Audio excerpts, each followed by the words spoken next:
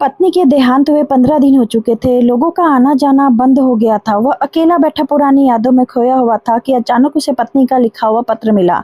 पत्र में लिखा था, प्रिय पतिदेव, मुझे पता चला है कि मुझे कैंसर है और वह भी अंतिम स्टेज में है। मैं यह भी जानती हूँ कि मेरे पास अब बहुत कम दिन बचे हैं। मुझे यह भी पता है कि आपने मेरे इलाज के लिए अपनी सारी जमा पूंजी खर्च कर दी है। सारे गहने बिक चुके हैं।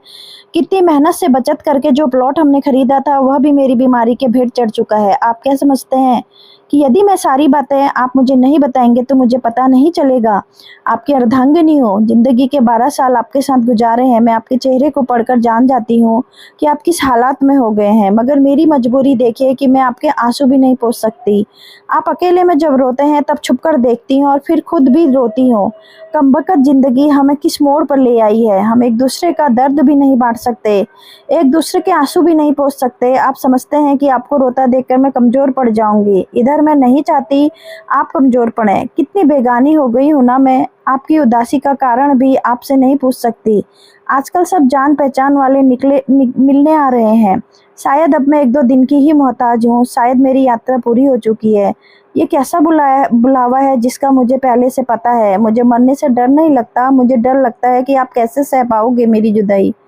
शाम को घर आते ही मुझे तलाश करते हो, मगर अब मैं घर में नहीं मिलूंगी। कलेजा मजबूत कर लेना।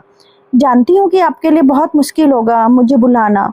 मैं 2 दिन मायके चली जाती हूँ तो पीछे पीछे चले आते हो।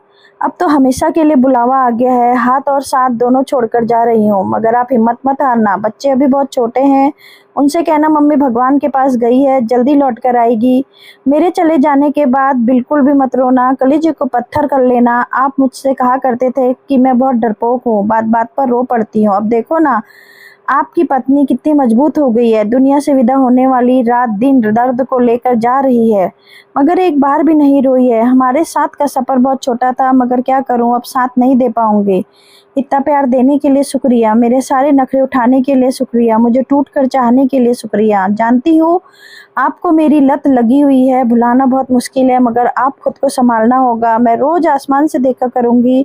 आप टाइम पर नहाना, टाइम पर खाना खा लेना। आपको ये सब याद दिलाने के लिए आपकी पत्नी अब नहीं होगी। अब मैं ना रहूँगी। अब आलस करना छोड़ देना। जब तक मैं थी आप घर की हर चिंताओं से मुक्त थे। मुझे दोनों बच्चों की तरह आपका भी ख्याल रखना पड़ता था, मगर अब आप बच्चा बनना छोड़ देना। अब रूठना छोड़ देना, क्योंकि आपको मनाने के लिए अब आपकी पत्नी नहीं रहेगी। अब टूटना भी छोड़ देना, क्योंकि आपकी हिम्मत बांधने के लिए आपकी पत्नी नहीं होगी। अब जिंदगी तेरे सफ़र में इतने गम क्यों हैं जो जीना भी नहीं चाहते। उनकी तो बहुत लंबी है, मगर